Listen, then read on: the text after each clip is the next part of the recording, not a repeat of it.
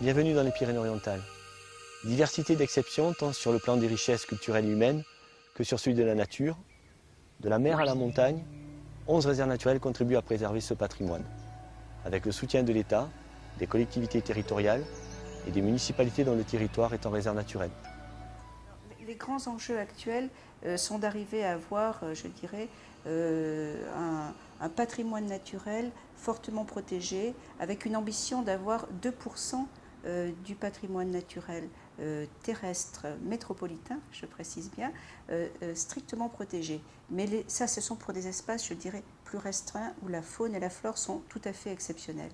Les grands enjeux aujourd'hui sont de disposer de trames vertes et bleues, vous avez entendu ces termes à travers le Grenelle de l'environnement, qui permettent d'avoir des corridors écologiques, qui permettent d'ailleurs un transit et un déplacement des espèces, et d'avoir un continuum d'espaces préservés pour la biodiversité et le bien-être de l'homme et des générations futures.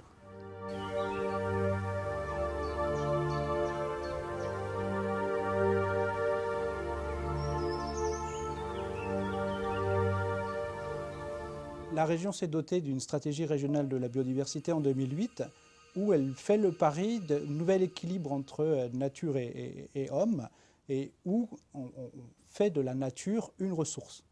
Je pense que c'est une part essentielle de l'attractivité de la région, que ce soit pour que les gens viennent s'installer ou pour les touristes.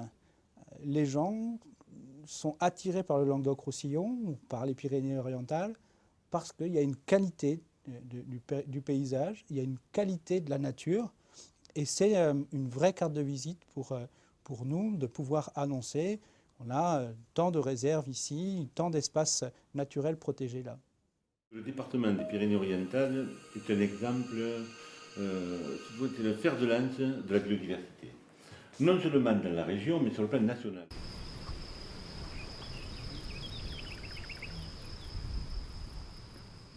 Donc pour vous, le fait d'avoir 11 réserves, une grosse partie du territoire en réserve en protection, c'est plutôt un avantage et pas un inconvénient.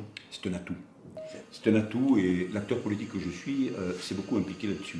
L'approche de cette sensibilité ne consiste pas à tout mettre sous cloche, ça consiste à dire voilà comment on peut vivre, nous, espèces humaines, dans un processus qui ne détruit pas tout le reste.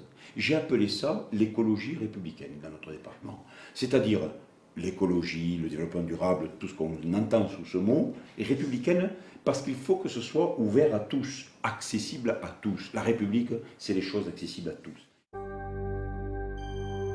Dans les années 1970, les premières réserves naturelles des Pyrénées-Orientales sont alors créées.